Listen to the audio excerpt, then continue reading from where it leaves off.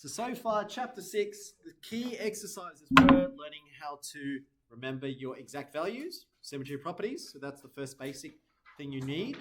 Number 2, learn how to solve. So you need your exact values to solve and then sketch. Okay, so the main part of the sketching, sine, cosine. Last session I showed you that. Boys, thank you. Last session I showed you that sketching tangent graphs are actually easier than you think.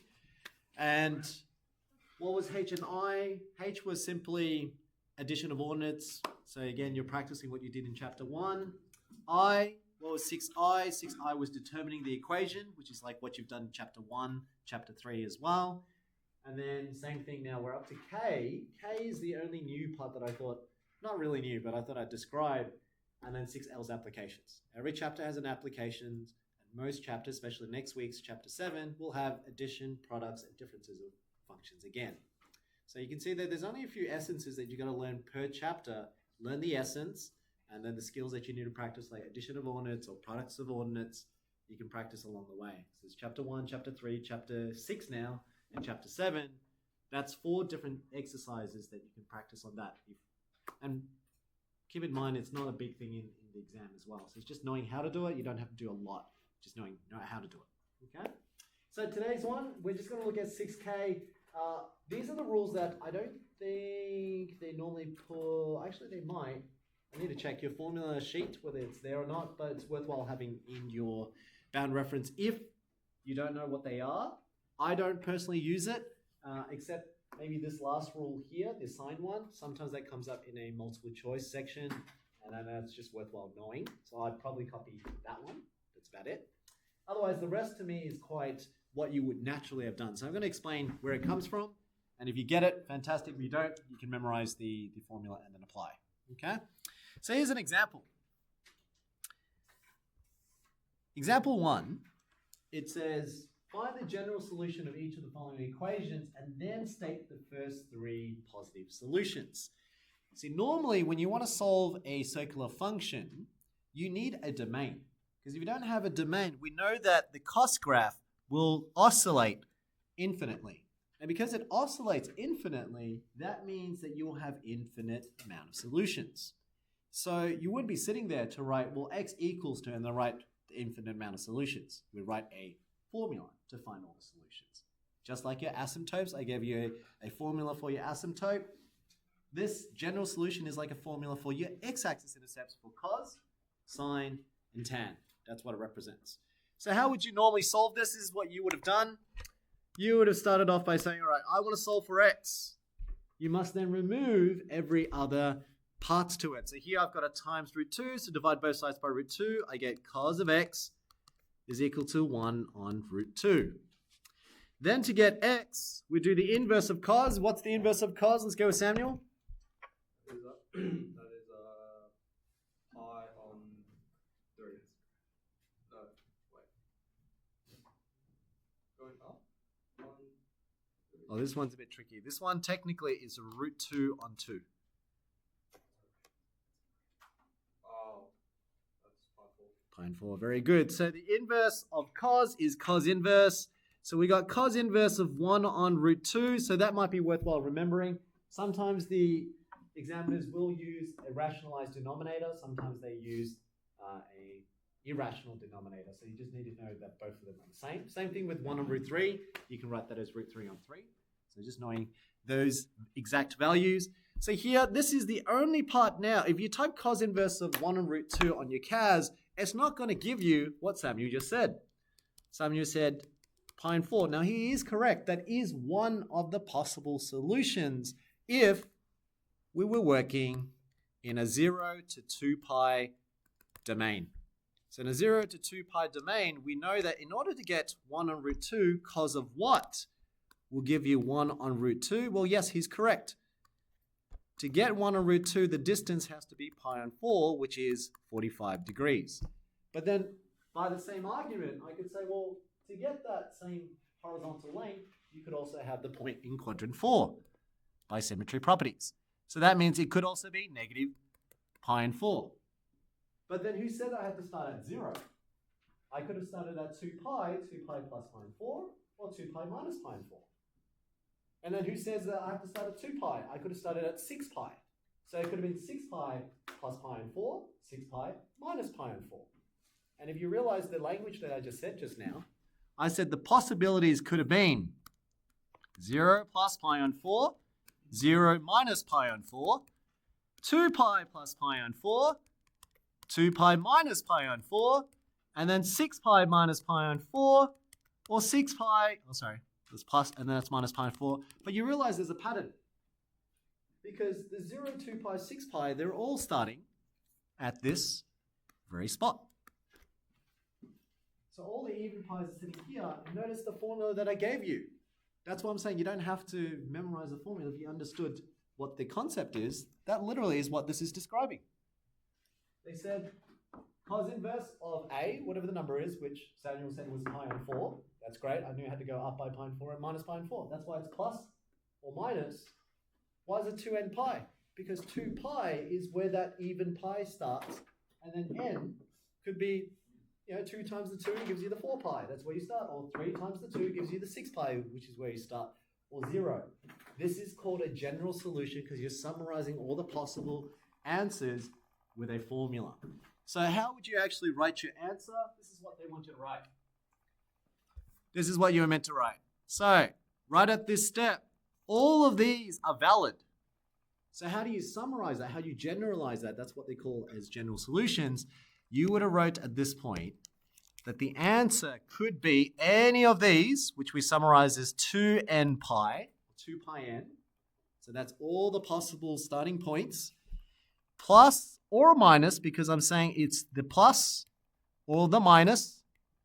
So plus minus, and then the cos inverse of 1 over root 2, which is what Samuel said, which is pi on 4.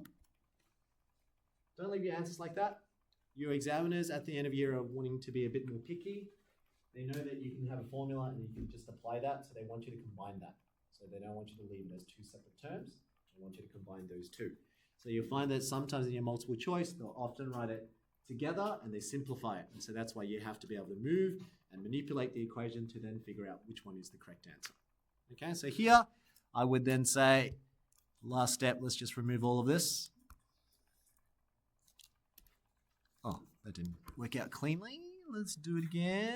Oh, it's a bit laggy today. All right, let's simplify that. So how do you put it all together? Well, 2n pi, right as a fraction, is over 1, plus minus pi on 4. So that means I need to times this bottom by 4, times the top by 4. And you get 8n pi plus or minus pi all over 4. Don't leave your answer like that. They often take out the common factor of pi. So you see there, they both have a pi there. So what they would write as, they'd write pi, bracket, 8n plus or minus 1, all of 4. And you might see that as one of your solutions in your multiple choice. You got to select. Sometimes they split it up, sometimes they do a bit of other things, but you need to be able to start from here and figure out which one's the correct answer. Okay? Now, you'll find that sometimes in your textbook, this number is different. That's okay, because I started at pi and 4, but it would have been equally the same if you had started at negative pi and 4. Still would have worked as well. Okay, cos inverse of 1 on root 2, there's multiple answers to get there. It's just that traditionally we like to stick within the first quadrant. You find that some answers will be different. Okay, and that's okay. So if it was negative 1 on root 2, you would have found that you would have had negative pi on 4, but you could have used, what's that, 3 pi on 4, not 3 pi on 4, that's 7 pi on 4. That would have been a possible answer as well. You don't have to stick with pi on 4. It's just, traditionally that's the easiest way. Okay? So, if you didn't understand what I just said there, remember, usually this would come up in a CAS multiple choice section. Usually, sometimes you do get one that is in your exam 1 where they'll say, write the general solution and then find all the possible solutions within a certain domain. So they might say that. So now that you got this rule, what am I missing? If they ask for a general solution, you are missing, because we use the letter n, you have to write n element of z, which is an integer. If you don't write that, you lose a mark. Okay, so this is your final answer for general solution. If you want to know now the possible answers, this is where you try out n. So you can start off n equals 0. If n equals to 0, what would you get for x? So x could equal 2, and you can see the 8 times 0 is 0, so 8, there'll be pi plus or minus times plus or minus 1 over 4, so that means you can get the two answers of pi on 4 or negative pi on 4. But remember they said first 3 positive answers or solutions, so hence this is the solution I take. I don't take negative pi on 4. Then I try the next one. I say, all right, well, what if n was equal to 1? If n was equal to 1, then x, in this case, would now equal to pi times 8 times 1, which is 8, plus minus 1 on 4. So now you get, what's that? 9 pi on 4, or 7 pi on 4. Okay, so 8 minus 1 is 7. Yep, that all works out. So those are your 2 possible answers, and that's your next 3. So what's your 3 positive answers there? There we go. Okay, so that's what they mean by using general solutions to then figure out all your possible answers. You could have done this on your CAS as well. So if it's a CAS section, if it's multiple choice, this is what we could have done. Take out your CAS, and we could have done this. I could have done menu 3.1, solve for root 2 times cos of, what was it again? X is equal to 1 comma x, and I don't put a domain. So if you don't put a domain, the calculator won't be able to give you X amount of solutions, so they'll write it as a general solution. And that is not wrong. It's just that whether that's going to be part of the multiple choice section. Okay, so you can see that N2 is my N. That's essentially the general solution for the top half, and then the general solution for the bottom half. Okay, so if I copy that and we analyze what this is actually saying, let's see what it's actually saying. Let's go back here, and hopefully you can see the relevance. Actually, I should just take it away and put it down here. All right. This is your general solution. Now, if you think about it, this is your unit circle. And if you expand the brackets for the first one, so this very first one, that is x is equal to 8n pi minus pi all over 4. To break that apart, really, that is the same thing as saying 2n pi minus pi on 4. So you can see that is the solution for every 2n pi starts here, minus pi on 4, so you're in the 4th quadrant. Okay, so hence, this represents all the answers in the 4th quadrant. And then same thing with this one. This is now a plus, so likely this is going to be 2n pi plus pi on 4, and that represents the 1st quadrant, which is up here. Okay, so all the 2n pi's plus. So that, you could write that as your general solution. Keep in mind when you're doing the multiple choice, the examiners will know that you'll likely do something like this, so they'll probably change that up. Okay, they might change that, like I said, that may not be a pi on 4, it may be something else. You have to know what that represents, because we know that starts, that's pi on 4 distance, but they don't have to start at 0. They could have started at 6 pi. 6 pi plus pi on 4, and they could have a value there. Okay, so just be mindful that whatever you type in your calculator doesn't mean that you expect that to be in your multiple choice section. Cool? And that's pretty much all it is. It's very much the same as what you did in solving equations that you would have done back in 6E. The only difference is it doesn't have a domain. Technically, this should be easier. Okay? You get a formula, and then from the formula, you can work out all the possible solutions by substituting in possible values. Again, that's pretty much 6K. So I'm going to stop the video there because we only got 6 minutes left. But that is 6K. You can have a go with the sign, even if I put a dilation factor, same concept. You only change your general solution towards the end. And you can have a go with this. This is a multiple choice question on the back page, which I think this is a pretty straightforward one. If you type in your CAS, you'll probably get your answer, or you can do it by hand if you want to. Which one is the correct answer? And the last one, I thought this is cool. Anyone know how to start this one off? How would you find the general solution? They typically have been using this in the last maybe 6 years. What's wrong with my pen? This last one. How would you do this one? Why is my pen not working? Can I write here? All right. My pen's not currently working, but let's have a look at this one. Negative root 3 sine of 3x equals to cos 3x. Anyone have a clue on how they would start? Joe. Yeah, that's the hint. Okay, so here, negative root 3 sine of 3x is equal to cos of 3x. When you see the sine and cos in an equation, think of tan. So you need that sort of rearrangement. Sine needs to be above cos. So to do that, divide both sides by cos of 3x. If you do that, it's 1. And sine over cos with the same angle will give you tan of 3x. And that is negative root 3. And then suddenly, that's much easier to do. Okay, so there, divide both sides by negative root 3. So you get tan of 3x is equal to negative 1 over 3. And then you pretty much do what you normally do. Okay, so tan inverse, figure out the exact value.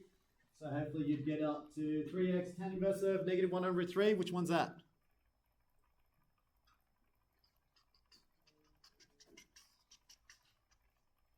Let's go. Who's going to be the first? It is pi on 6, but because it's in quadrant 2, it then should be. Very good. So quadrant 2. You know that which finger gives you 1 for sine and 3 for cos. And I can see it has to be this one, so that's pi and 6, or 30 degrees. So 30 degrees, pi and 6. And that means pi minus pi and 6 is 5 pi and 6. Like I said, you don't have to start at pi. I'm just choosing that because I'm used to the 0 to 2 pi. Okay, it could have been anything else in your exam. But now that I got that, to get x is equal to, divide this by 3. So divide that by 3 gives you 5 pi on 18. But remember, pi has, what's your period? Because you've got one of the solutions now. What's the period for pi? Oh, the period for tan. I just gave you guys the answer. It's pi, so plus pi. But if you add on pi, there's multiple pi's that you can keep adding. So if this is the solution, if you want to get back to the next solution, it could be over here. So you just add pi, or subtract pi, subtract pi. That is why you can have n pi, because n is an integer, can be negative, so then that would make it minus pi as well. Don't forget, what am I missing?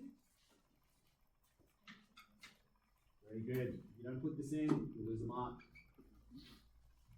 That's your general solution for this, which is the first part, and then they say, and hence find all the solutions for x element of 0 to 2 pi. Means now you sub in n until you get all these solutions from 0 to 2 pi. Okay? So that's just a technique that you can do, but you can see 6K is not too hard. It's pretty similar to what you've done at 6E. And that concludes today. 6L is applications. Don't do applications unless you've got your basics. You have to know symmetry properties, solving, sketching, and then I guess that's applications. That's pretty much it. No. Wait, why did we not do plus minus for this one, but we did plus minus for the other one? Because does my pen work now? Oh, yes, it does. That's a good question. So I'm just gonna write the solution here. So y is for tan, why was it 5 pi on 18? Oh, you can't see it. Plus pi n, because remember n can be positive or negative. Now if it's negative 1, then you would get 5 pi on 18 minus pi. True? So that minus component is already accounted for that. But why can't you do it for cos? Cos and sine, the difference is the period is 2 pi. So in a unit circle, if you have one solution here, to get back there, you actually have to add 2 pi, right? And you have to subtract 2 pi. But notice in sine and cosine, remember, they don't have one answer. They have 2 possible answers. So for cos to be positive, it's there. So you have 2 separate scenarios. One is you're adding 2 pi to get back there, whilst the other one is 2 pi to get back here. That's why you have 2 different equations. And you have to have a plus and a minus. Whereas tan doesn't matter. Tan is one continuous line. So to go from one solution to the next solution, you're just adding pi. Or you're subtracting pi. So it covers for both scenarios.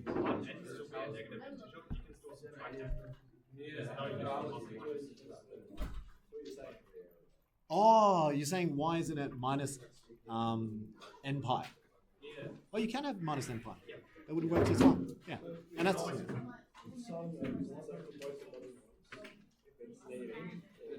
if it's negative. Yep. So it's both the bottom.